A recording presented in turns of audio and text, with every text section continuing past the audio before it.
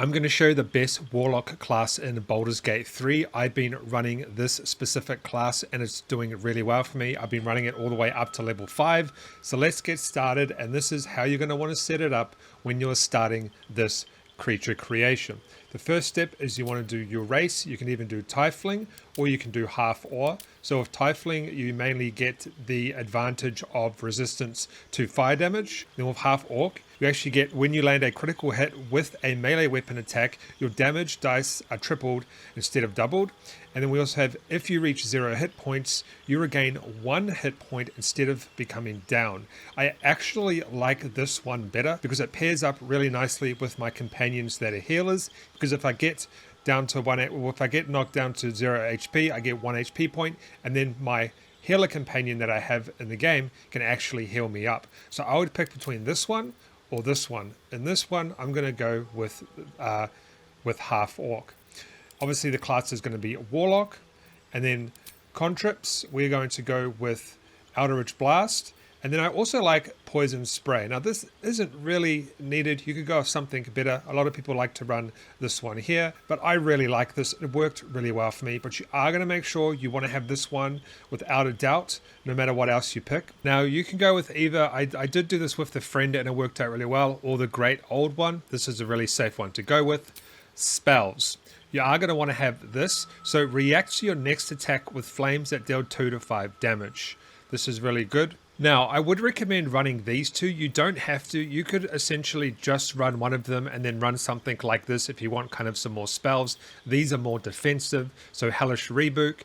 And then we also have Armor of Agathes. But remember, as we level up, we're going to unlock more stuff anyway. But these are the two that I run when I'm starting my creature.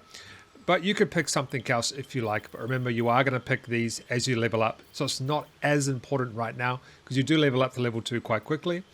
Criminal background doesn't really matter. Choose one that fits best for you.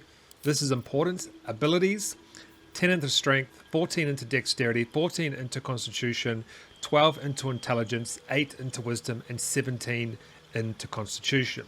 All right, let's move on to level 2. Now for level 2, what we're going to do is we're going to go spells. We're going to put on Hex, and then we're going to put on Agonizing Blast and Repelling Blast. This works really well with Eldritch Blast, and what this does is when you hit them with that blast, it can push them back 4.5 meters away from you.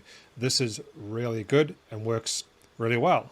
Level 3 is a real easy one. We're going to go to spells and we're going to pick the Cloud of Daggers. This works so good, especially if there are groups of enemies. This is one of my favorite spells to use. Pact of the Blades, and I'll show you soon. This is a really good one and I'll show you exactly how this works. In fact, let's do that right now before we jump into level 4. All right, level 4 is really easy. We're going to have this contript here. You can pick something else. It really doesn't matter at this point, but this one works well for me.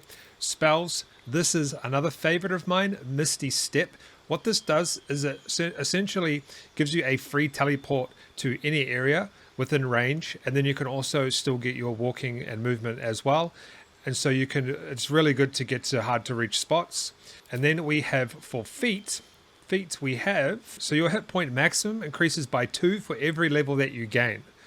This is really good. There's a few others you can use. Like you can use some of the armor proficiencies and stuff like that, but tough works well. If you just sick of dying and things like that, tough is really a great go-to, especially if you are a beginner.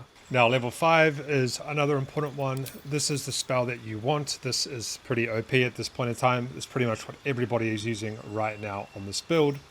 On this one, you want to pick this. Now, you don't have to really pick this, but this works really well. So you get False Life, grant you temporary 7 hit points without taking up a spell slot. This is really good.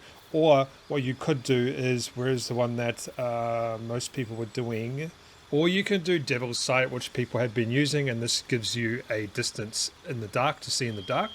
But that is level 5. So that is what I would do up to level 5. That's really all you need to get started with this build. And as you level up, you can just kind of tweak it to how you feel that this will work the best for you. But this is really good right now as I have it set up. But watch this. This thing is pretty OP. Yeah, that thing is nuts. And then we also have the mist here, which I showed you. You can essentially teleport wherever you want.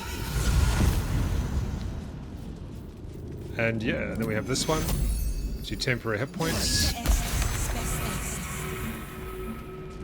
And this is a free action, so this is just an action. You're not using any spell slots or anything like that. Alright guys, so that is my Warlock build for Baldur's Gate 3. Don't forget to subscribe, tap that notification bell, smash that like button, and I'll see you in the next video.